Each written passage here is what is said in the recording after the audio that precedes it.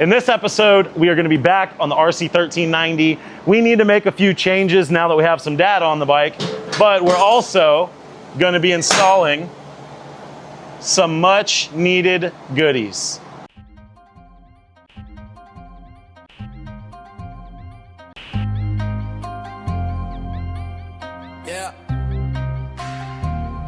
If you guys are new here, this is Project RC16. It's our 2025 KTM SUPERDUKE 1390 that we basically converted into our version of a MotoGP bike.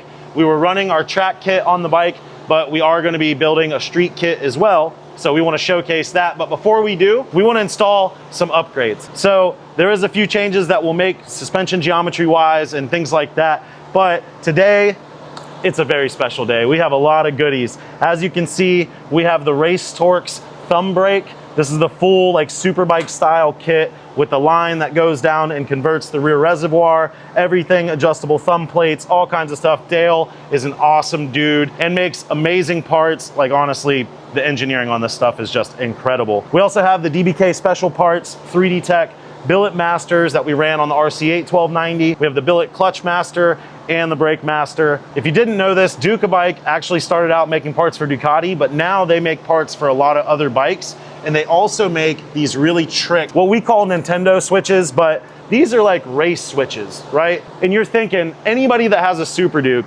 is watching this going, there's no way you can have all of the OEM functions in one of these few button Nintendo switches. Well, DBK Special Parts has knocked it out of the park. This is a 12 button switch. This is not a race switch. This actually keeps your high beam, low beam, your horn, your plus minus, your cruise control, everything. But if you know anything about this bike, the buttons, can you hear that?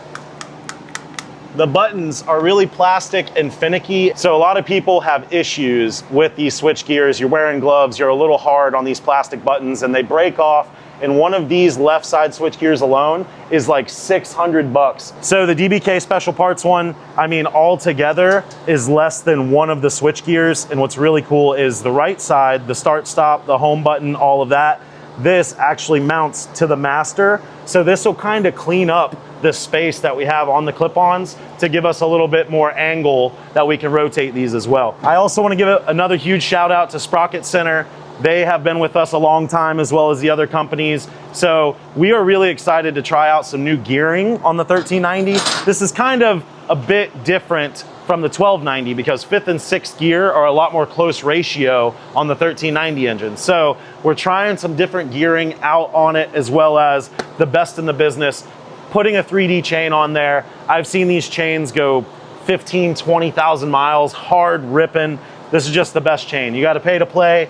Unfortunately, it's a little bit more expensive than what you normally get, but definitely one of the best upgrades that you can do for rotating assembly. All right, so I'm not gonna bore you guys anymore. We've got a lot of work to do. We're gonna start draining the fluid, get all the brake fluid and the clutch fluid out of the bike, and then start tearing down and taking off some of these parts to put our new goodies on.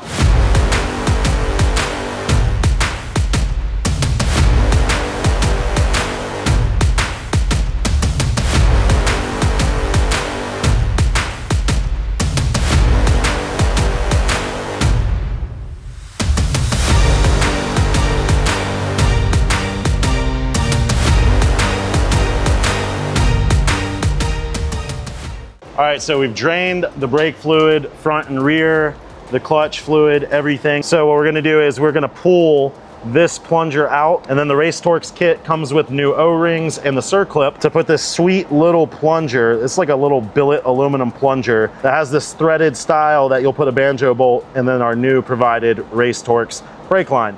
So we're gonna go ahead and swap it out and get it set up to run our new line all the way up to the left side.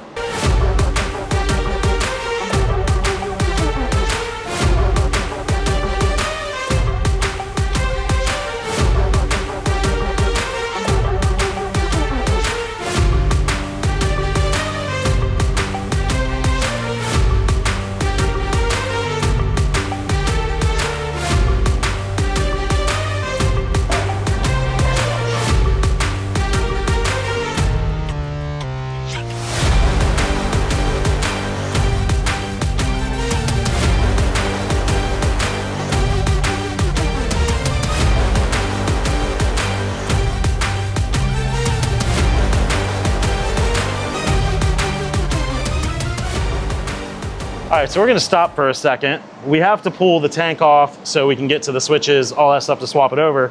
But take a look at this. Look at how long this extension is on the 1390. The 1290 is like 2 inches shorter almost. It is way crazy.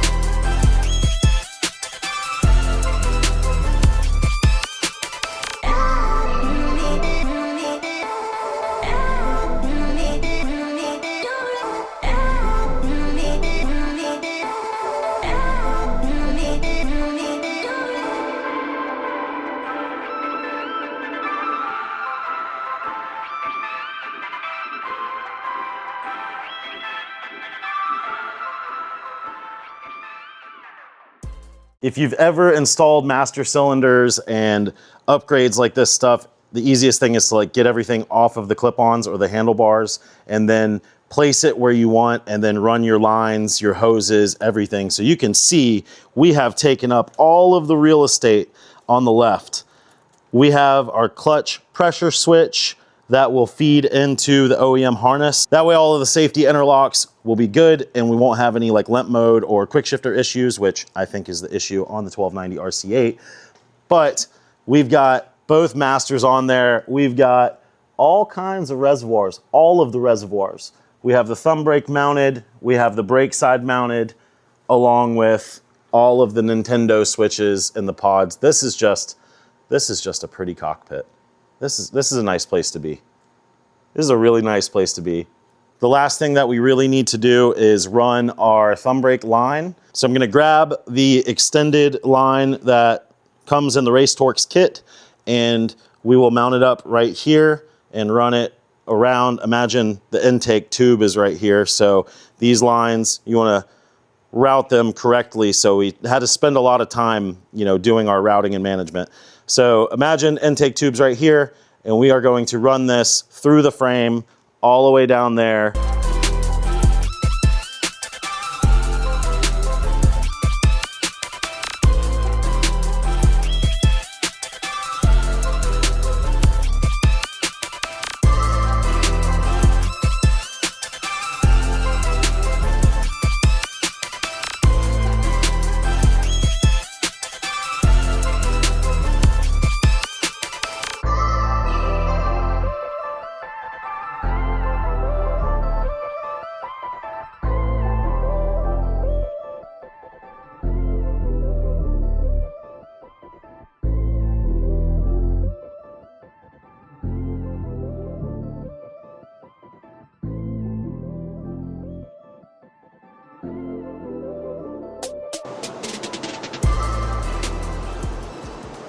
We have everything bled,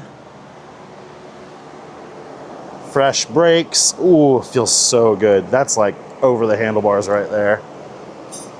Thumb brake, nice and plumbed. Clutch, perfect. Unfortunately, it is getting late, so we're gonna call it for the night. We're gonna get back on this bright and early tomorrow. We still have to wire up the clutch switch and basically just tidy up any of the routing, all that stuff, put the airbox back on, and then we should be able to take it for a putt.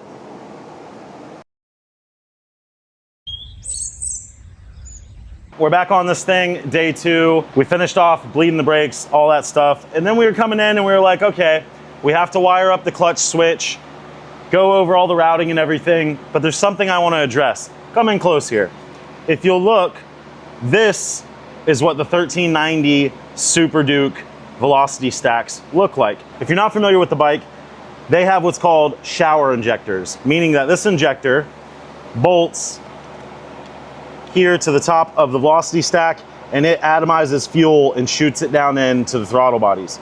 The issue that I see, let me compare, this is a race stack. So this is one of our stacks. It's actually a little bit shorter than the stock stack on the 1290. If you can tell, there's slightly different. See his big old forehead here? Now, all of this is testing, and of course, we're not really gonna know how much of a difference it plays until we actually get it on the dyno and start comparing apples to apples. But let's do a theoretical, hypothetical situation, okay? So imagine this bike that has very minimal ram air. If you're not familiar, it has a diffuser, like a big old clog box for the EPA that doesn't even allow air to come in from the front of the frame through these really well. It's actually very, very restricted from the factory. Plus, being a naked bike, it doesn't have a ram air like tunnel in the front. So we take out that diffuser, that restrictor plate thing that's in the intake here. Now that we have a functioning ram air tube that goes into this, this isn't gonna work. And let me explain why. Air comes in through these two ducts and feeds up from the bottom of the air box. Here on the bottom of this air box, I know it's turned around, but if you look on the bottom of this air box, it goes through the filter and then comes in here. The issue that I see is now that we're producing more air coming in through this air box, this is gonna be a problem. We're gonna create turbulence with all of this space. Imagine a spray paint can that you're just spraying straight down. If it has a heavy gust of wind, it's not gonna wanna spray straight down. It's actually gonna cause turbulence in that fan spray going down into the throttle body. So what we did is we basically combined the best of both worlds. This, in comparison, you can actually see the diameter of the 1290 to the 1390 velocity stacks. Way big of a difference. I think it's almost 8 mil difference that these are wider. So what we did is we used the best of our technology to build race velocity stacks and combine that with the big bore of the 1390. You can see it's not as short as our old style stack, but also it drops that head down a little bit so that the injector will sit closer. It'll still be hovering above the tunnel, the top of this funnel part, but now even if air comes in here like the previous gen, it's always gonna atomize perfectly going down to the throttle body.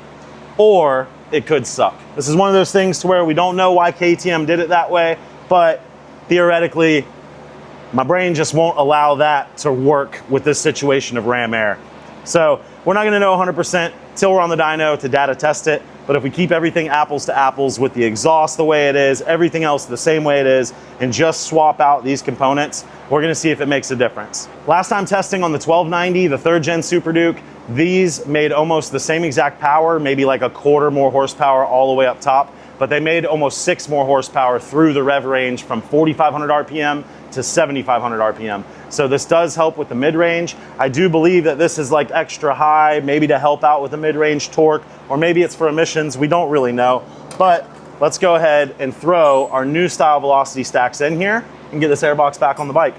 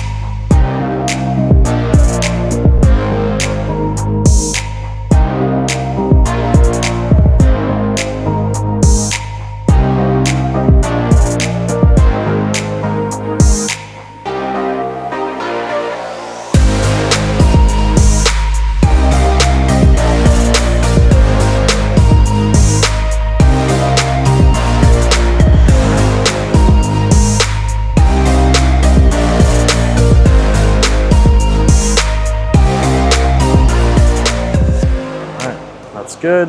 One of the hardest things to do when you do a thumb brake is bleed the brakes. No BS, that line's close to 4 feet long. And imagine when you get it, it's wrapped up and it's just full of air. You know what I'm saying? So you've got to bleed fluid all the way from the back of this thing to the front. And I'll tell you straight up, especially on a bike that has ABS, it's dang near impossible to do without a vacuum bleeder. You've probably seen in the time lapse that we were using our Capri vacuum bleeder, makes all these jobs easy, but daily race torques, they sell these little vacuum hand pump bleeders as well. That game changer. If you're doing a thumb brake, it's not recommended. You literally are gonna need to use this. I did the one on the R1 by hand, and it took me 3-4 hours just to get it rideable, and it still wasn't right. So use a vacuum bleeder. All right, let's switch back to time lapse and get this thing buttoned up.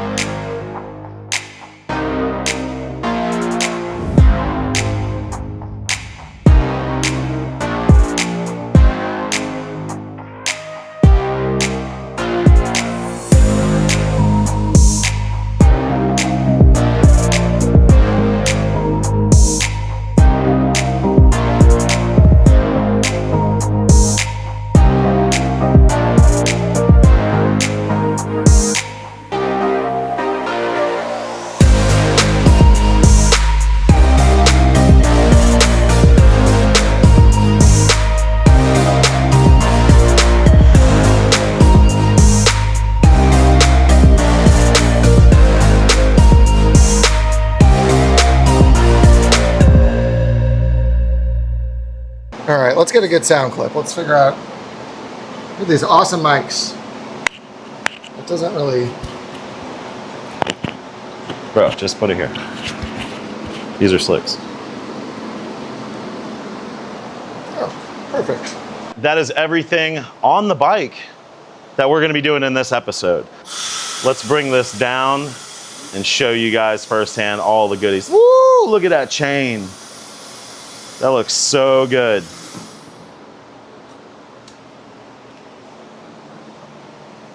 We have the beautiful Race Torx thumb brake, properly adjusted, bled, mounted. We have the DBK special parts, Nintendo race switches left and right, as well as their billet master cylinders. This just looks like a work of art. Look at that. This will be on our fairing stay. There's your home button. And you start it like normal.